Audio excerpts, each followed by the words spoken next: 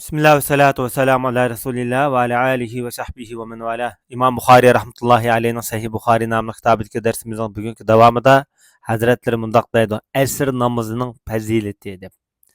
Nimişqamdı bu yerdə bu əsr namazının fəzileti deb alayda ayrım keltirdi. Bu 5 vaqt namazının hammasının fəzileti özgüç emasmı? İşte lekin əsr namazının fəzileti başqaça. Çünki 5 vaqt namaz umumi cihettin ayrım bir fazilet mevqasida bo'lsa-mu, lekin bomdod namozi bilan asr namozi bo'lgan fazilat alohida xoslashtirilgan. Buning sababi asr namozida va bomdod namozida kechlik va kunduzlik navbatchi farishtalar mu'minlarning amallarini xotirlaydigan. Shundaqla bu ikki namozga ikki kechlik navbatchi farishtalar jo'g'lashgan vaqt bo'lg'achqa bu to'g'riliq bo'lgan ahamiyat bakrak xoslashtirilgan. Bu 454 numaralı hadisda İmam Bukhari Hazretleri bizga Humaydi hadis so'zlab bergan edi dedi. Bu zot dedi bizga Marwan ibn Muaviya hadis so'zlab bergan edi dedi. Bu yerdagi raviylarning ichida Humaydi İmam Bukharining ustozi tarjimali boshida o'tgan, ammo Marwanning tarjimali o'tmagan. Marwan kim o desa Marwan ibn Muaviya ibn Haris al-Fizari bu Arablarning Bani Fizar jamoatidan bo'ladi. Makka, Damashq, Kufa qatorliq o'rinlarda makonlashgan, shu yerda yurgan bu odam. Bu kishi İmam Ahmad rahmatullohi alayhiniki ustozlarining biri. Shunlashqa İmam Ahmad rahmatullohi alayh bu odam hadisning hammani shu yodi biladigan ishonchlik hofiz edi deb bu kishiga bek hurmat bahosini bergan. Ko'z oldida tug'andek yodi biladi deb bundoq javobni bergan. Hatto buningdek hofiz odam yo'qdi degandek ta'riflarni bergan. Hatto Yahya ibn Ma'in, Imom Nasai qatorliq buyuk olimlar Marwan ibn Muaviya haqida so'ralgan vaqtida ishonchlik odam deb bundoq javoblarni bergan. Demek bu hadis ulamolarning ichidagi nihoyatda muhim va nufuzliq buyuklarniki biri. Bu kishi hamda Damashqda yoki ba'zilar Makkada o'lib ketgan deyilgan. 193-yillari hijriyaniki. Ammo hamda bir qism ulamolar bu kishiga nihoyatda yaxshi baholanib bergan bo'lsa-mu, lekin bir qism ulamolar bu kishiga hofiz bo'lgan bilan bir qism shayx ustozlarining ismlarini tadlis qiladi dedi. Tadlis degan laqab. Iniq rivoyat qilmay uning ismini bir xilmada yo'shirib ma'lum bir maqsadlar tufaylidan yo'shirib bayon qiladi, ifodalatdi deyilgan. Undan boshqa noma'lum muhaddislardan ko'p hadis rivoyat qilgan degandek buna salbiy nomlarni bergan. Bu kishiningki ustozlari to'limi ko'p. Buning ichida hamda bakrak bizga bak to'nishiq bo'lgan yoki mashhur bo'lganlari Sulaymon ibn Mihron, Sulaymon ibn Tarxon degandek muhaddislar bakrak mashhur. Mana bu kishiningki ustoz bo'ladi. Endi shogirdlari kim o degan vaqtida Yahya ibn Ma'in, Imom Ahmad ibn Hanbal masalan bular bu odamniki shogirdlar bo'ladi masalan. Musa ibn Marwan deymiz deganga o'xshash. Endi hadis ilmiga qo'shgan tuhfasi qatorida bu kishiniki shu 40 dona hadisi Sahih Muslimda o'rin olgan. Abu Dawudda 15 dona hadisi o'rin olgan. Termizida 12, Buxoriyda 11, Nasaiyda 11. Demak, hadis ilmi qo'shgan tuhfasi bu kishiniki shu. Endi mushkishi deydi endi.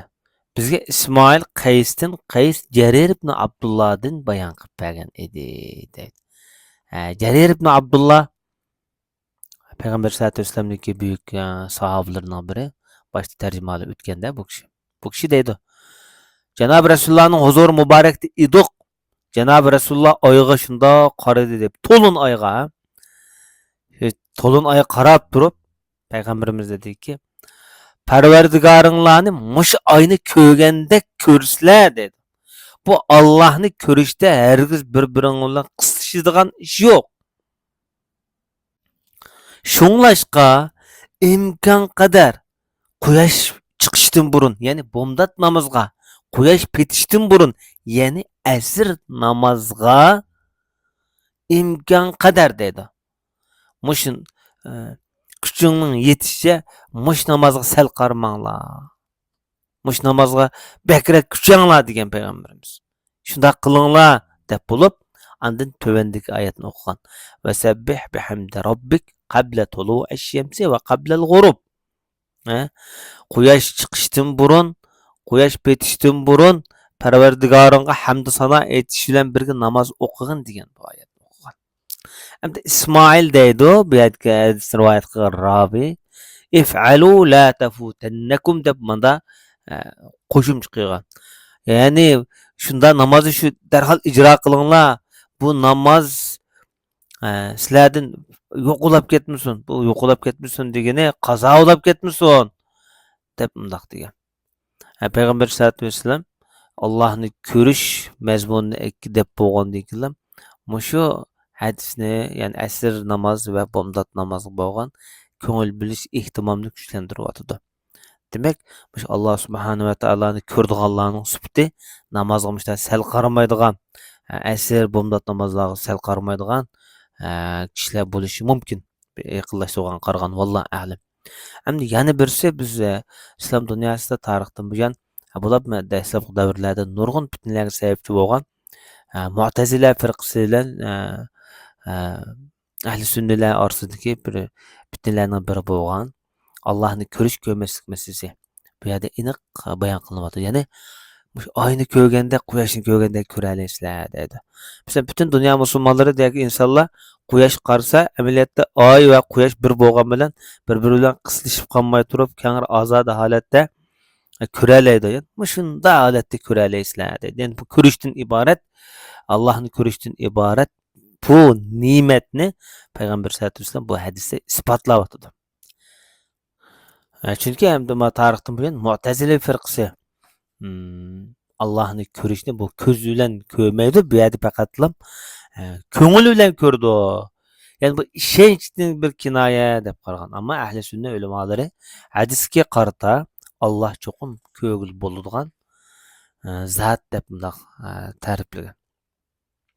Hamda u jannat ahlining eng buyuk ne'mati albatta bu Allohni ko'rishdir. U jannatdanmi ulug' Allohni ko'rish ne'mati. Ba'zi odamlarga nisbatan jannatni masalan qiziqtirish bo'lgan bilan haqiqiy abrorlarniki, muqarrablarniki tamasida bu jannat hech qancha tamo emas ular nisbatan. Jannat albatta butun musulmonlarning orzusi. Lekin haqiqiy Allohga chin yurkidan masalanchi o't bilan ko'ydigan odamlarga nisbatan Allohni ko'rish mana haqiqiy bir umid, orzusi. Demak, bu hadisning ro'y bo'yicha Allohni haqiqiy ko'z bilan, aniq ko'z bilan ko'rgil bo'ldi. Masalan, Musa alayhissalom nima ishqa ko'rolmaydi degandek shak shubhalar o'tirg'a chiqib qolishi mumkin. Bu dunyodagi ko'z bilan oxiratdagi ko'zningki patquzish sig'imchanligi o'xshamaydi. Xususiyati o'xshamaydi. Nima ishqa degan vaqtida biz dunyoda 500-300 yil qodir bo'lolmaymiz, yashayolmaymiz. Lekin qiyomatda 50 ming yillik miqdordagi bir qo'rqinish kunlar bor. Shu 50 ming yillik shu kunda hozirgi jismimiz bilan terilib tura olamiz. Demak, bizning u dunyodagi badanimizning sig'imchanligi bilan bu dunyodagi badanimizning sig'imchanligi orasida bir o'xshamaydigan bir kuch bor deyishga bo'ladi. Masalan, quyosh bugungi kunda azroq bizga yaqinlashsa, butun dunyo hammamizni ko'ydirishi mumkin. Lekin u dunyoda quyosh 1 mil miqdori insonga yaqinlashdi, lekin shunda bo'lsa-mu, quyosh insonlarni ko'ydirib etmaydi. İnsan cennette o'zining 2000 yillik musobidagi jannatdagi o'zining mulkini ko'ra oladi. Ammo bu dunyoda 5 kunlik chiroqlikdagi narsani ko'rib olmaydi. Demak, bizningki jismimizdagi sig'imchanlik bu dunyodagi o'lcham bilan qiyomatdagi sig'imchanlik o'lchami orasida bu yerda farq bor deganlik chiqib turibdi. Shunlashqa bu dunyodagi ko'rinmayotgan holatimiz bilan u dunyodagi bo'layotgan ahvollarga biz misol olsak bo'lmaydi. Şoňlaşqa musulmanniki özüňki aqida asasini g'aybiy ishlarga nisbatan elib aytgan vaqtida shu Qur'oni Karim hadis Rasulullohda kelgan aynan hukm bo'yicha qo'llanmoqqa zarurdir. Buni bizning dunyodagi o'lchimimiz, aqliy o'lchimimizni asos qilib aqida asosimizni tiklaymiz deydiganmiz. Nurg'un masalalarda bizga shak shubha, mohiyatini bilish havasida bizning aql chekimiz g'ayb cheksizlikka nisbatan elib aytgan vaqtida nurg'un shubhalarni tug'dirishi mumkin. Masalan, nimaga o'xshash degan vaqtida qiyomat kuni butun insonlarningki amallari mezonda jinglandi dedi. Lekin biz bu dunyoda jinglanadigan narsa ko'zimizdan ko'rgan bo'lgan tarozi mezonni asos qilamiz. Jism bor narsalarni jinglig'il bo'ldi. Lekin bizning yaxshi amallarimizningki jiqlari uni jinglig'il bo'lmaydi. Bu asosan hammasi bunda zo'q ishlar. Bunda tuyg'u xarakterlik masalanchu. Ya ko'ngil xarakterlik, ya niyat xarakterlik hammasi bunda ma'naviylikni asos qilgan ishlar bu. Bu ma'naviy narsani ko'zi ko'rilmagan narsani jinglig'il bo'lmaydi. Lekin hadislarda qiyomat kuni yaxshi amallar jinglandi dedi. Albatta buni faqat shu jinglandi degan asos bilan qabul qilsak, bu yaxshi bir jism emas jinglanadigan bu dunyodagidek. Lekin u dunyodagi Allohning qudrat asosidagi mezon o'ziga loyiq ravishda davom etadi. Lekin bu dunyodagi mezon bu dunyoning miqyosi bo'yicha davom etadi. Demak, mohiyatini bilgili olmaydigan, aql orqali tushungili olmaydigan g'aybiy masalalarga ilib aytgan vaqtida taslimiyat, bo'ysunish eng yaxshi aqlli bir chora. Endi 555 numaralı hadisda İmam Buxoriy rahmetullohi alayh bizga Abdullah ibn Yusuf hadis so'zlab bergan edi dedi. Bu ustoz tanisi shu. Bu zot dedi bizga Malik Abu Zinat A'rajdan A'raj Abu Hurayra radhiyallohu anhudan bayon qilgan bo'lib, Payg'ambar alayhisolatu vasallam haqiqatan mundaq degan edi dedi. Sizlarning ishinglarda kechlik farishtalar navbatlashidi dedi. Kunduzlik farishtalar va kechlik farishtalar navbatlashidi. Bular asr va bomdod namozida to'plashidi. Kechlik navbatchi farishtalar bilan kunduzlik navbatchi farishtalar. Ondan sizlar bilan kechda birga tug'an bo'lgan kechlik navbatchi farishtalar osmonga o'rlaydi. Osmonga chiqadi deydi. Ulardan Parvardigor Alloh so'raydi dedi. Amaliyotda Alloh ularning holini eng yaxshi bilguchidir, bandalarining holini. Bandalarim qandaroq qilib qoldi, nima ish qilyotdi desa, farishtalar javoban deydi. Ular namoz o'qiyotgan holat qilib qoldi, ulug' Parvardigor deyishdi.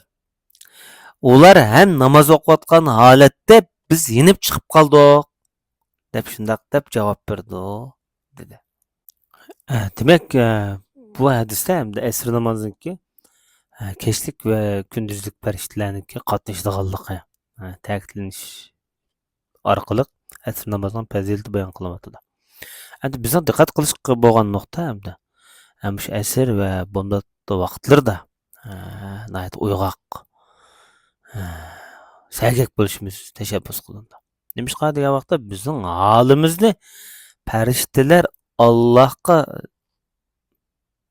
aytdi-da. Nima ish qilyapti desa, biz balkim shu vaqtda biz farishtalar ko'rgan holatda bo'lmay qolib qolsak, farishtalarning ko'ziga chiliqqidek ahvolda bo'lmay qolib qolsak, Allohning oldida biz o shahodatga, o guvohlikqa nail bo'lolmaymiz, erisholmaymiz. Demak, musulmon mo'min bo'lish shartimiz bilan bizningki ahvolimiz bomdod vaqtlarda davomli yaxshi bo'lish kerak, lekin bomdod vaqtlarda imkon qadar asr vaqtlarda holimiz naytdi o'shalgan, nayt uyg'oq, amr nahiy ishlarda bo'lsin. Shundaqla bu vaqtlarda shu farishtalarning guvohligiga erishish uchun bo'lsin-be, tamshilish Allohning huzurida shu shahodatga nail bo'lish asosida Allohga yuzlanish, bog'lanish bek muhim ekanligi bilinib turibdi bu yerda. Hem tuvandagi bobda Imom Buxoriy Hazratlari kun petishdan burun asr namozidan bir rakatni kun petishdan burun o'qib qopti bu. Buning hukmi qanday bo'ldi? Bunda odamning namozi qanday bo'ldi dedi. Bu 556 numaralı hadisde İmam Buxoriy Hazretleri bizge Ebu Nuaym hadis sözlep bergen idi dedi. Bu zat dedi bizge Şeyban Yahya'dın Yahya Ebi Seleme Ebu Hureyre radıyallahu anhu'dun bayan kılgan bulup Cenab-ı Resulullah sallallahu aleyhi ve sellem mundaq degen idi dedi. Sizlerning biringlar asr namazıdın bir rakat o'qiyolsa, quyosh petishdan burun namozni davomlashtiraverasin. Shundaqla bomdod namozidan bir rakat o'qiyolsa, quyosh petishdan burun namozni davomlashtiraversin. Ya'ni yanglamasin degan bo'ladi.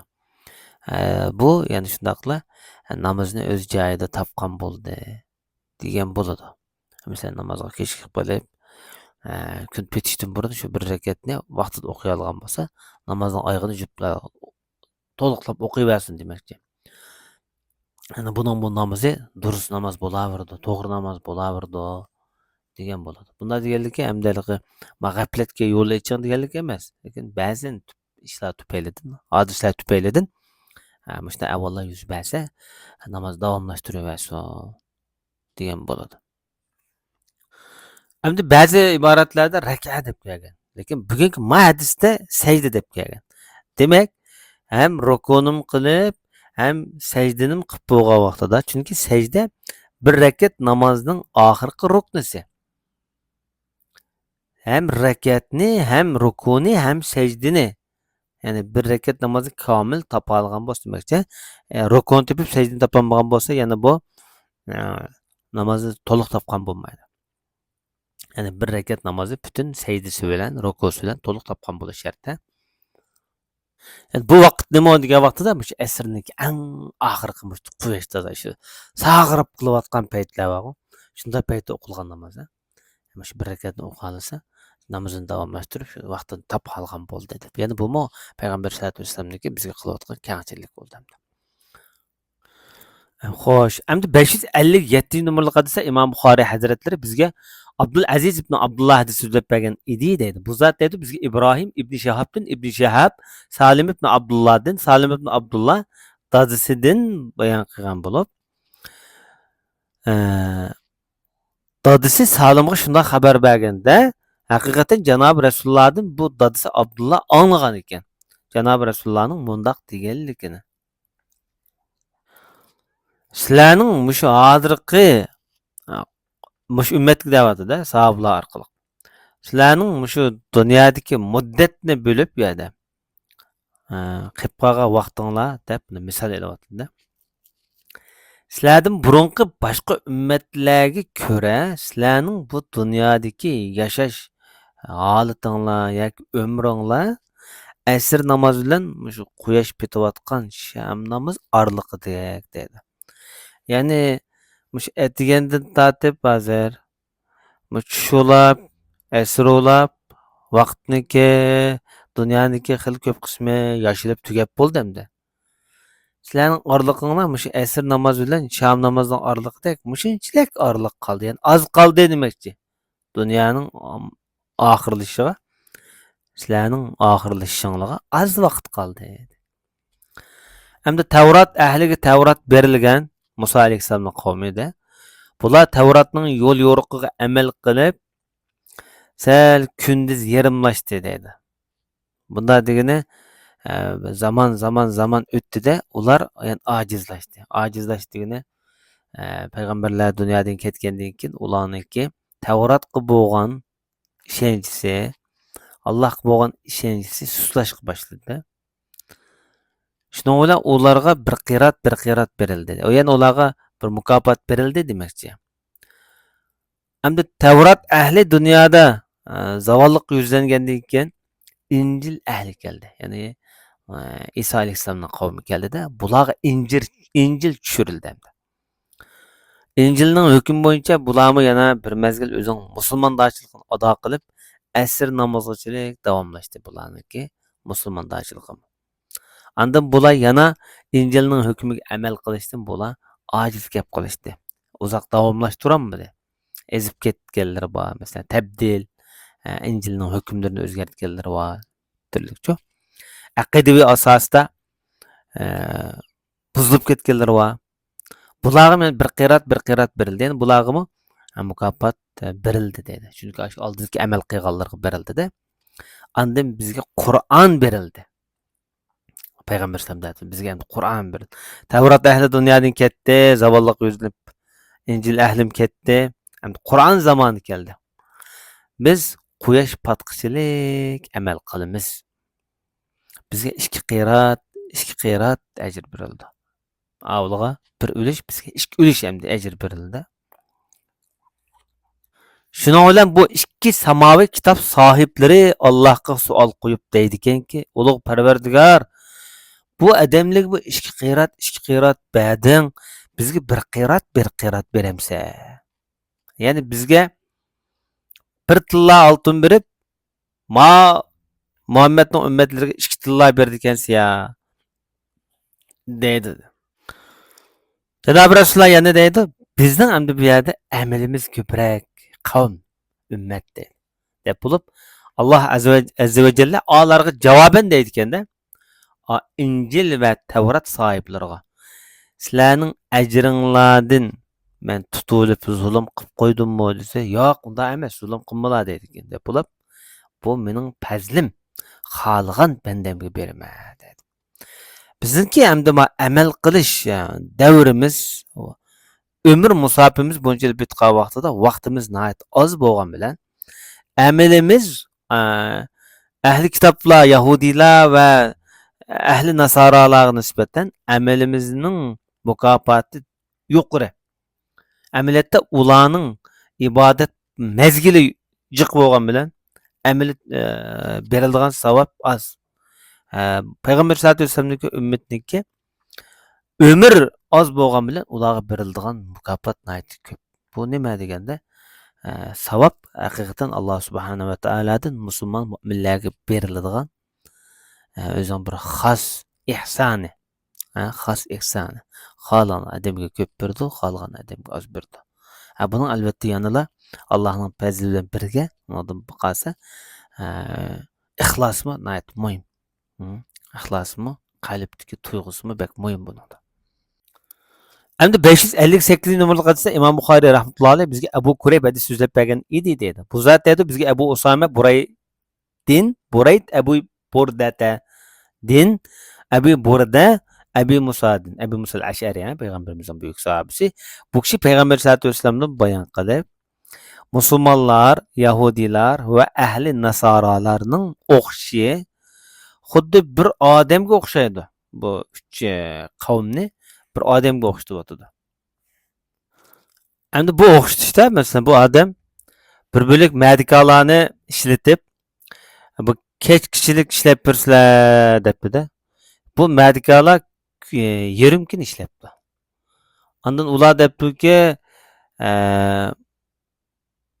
endi sizniki bizga bir mukofotingga, pulingga ehtiyojimiz yo'q deb ishni tashlab ketibdi. Şolar boshqa medikalarni yani ijara olgan ekan. Ularga debdiki, endi bu qolgan yarim kun avval ishildi, endi qolgan yarim kunni siz to'liqlab ishlatinglar debdi-da. Mening shartim mushu, shartni qo'yma debdi. Ularmi yani asr namozgachilik ishlabdi. Yani kun patqicha degan shartni qo'yganda, lekin bular asr namozgacha ishlabdi. Ular debdiki endi bu medikalar bizning ishimiz mushunchalik bo'lsa, mushunchalik ishildiq deb. Shundan yani bir turkum kishilarni medikalni ishiltibdi bu odam. Ular kun patqicha ishlabdi. Demak bu yerda dastlabki kunda Yahudilar ishlagan, o'ttirda Nasaralar ishlagan. Bu ishning oxirini davomlashtirib, rasmiy oxirigacha mukammal ado qilganlar, oxirgi ishni chalib qo'ymaganlar bu yerda Muhammad sallallohu alayhi vasallamning ummatida. Demak bular ishkilik guruhninki ajrini kamil to'liq olgan bo'ldi deydi. Amaliyotda bular ishniki oxirini davom etgan bilan ishni oxirigacha ilib borganlar. Ma hadisda laka ma amilna degan biz sana biz hech chiqib bermadik deganga gap berma va boshqa xatolab qolibdi. Biz sana hech chiqib bermadik deydi. Bunday deganda bizning qilgan ishimiz mana o'sha to'xtatimiz bo'ldi, ishimizni konsullik qilib bekor qilyaptik. Pulimizni olmaymiz deb tashlab chiqqan bular. Endi bu hadisda nimani bildiryotdi degan vaqtida Yahudi Nasoralarniki bularning amal qilish muddati uzun bo'lgan bilan bular ishni oyoqcha ilib borolmagan. Muhammed Aleyhisselatü Vesselam'nınki ümmeti bu işinin bularning ish bejiga vaqti az muddat bo'lsa-mu, lekin bular ishni mukammallashtirgan. Shuningdek, ay ikki guruhninki oldigan ish haqqini bular olgan. Ya'ni bu misol orqali payg'ambar Aleyhisselatü Vesselam amallarniki shu oxirgi tuganchisi, tuguni haqiqiy shu ishninki obrazni bekityapti bu yerda. Güzelleştiryapti. Amallar bil xavatim. Yani amallar o'ziniki oxirgi ijrosi bilan ifodalandi, belgilandi degan qoidani bu yerda bekityapti. Undan boshqa bu ummatniki payg'ambar sollallohu alayhi vasallamning ummatniki ish bijirayotgan yoki amal qilayotgan davri oz bo'lsa-mu, qilgan ish harakati oz bo'lsa-mu, fazilatiniki oldigan ajrlariniki yuqurliqini bildiryapti. Endi bu yerda Imom Buxoriy rahmatullohi alayh bu hadisni keltirish orqali asr namozi bilan kun patqichi bo'lgan orliqning, ya'ni asr namozining vaqti ekanligini ishora orqali bildirib qo'yayotgan avolmi yiroq emas. Bugungi darsimiz mushaj bo'lgan. Sallallohu alayhi va Muhammad va ala alihi va sahbihi ajmain.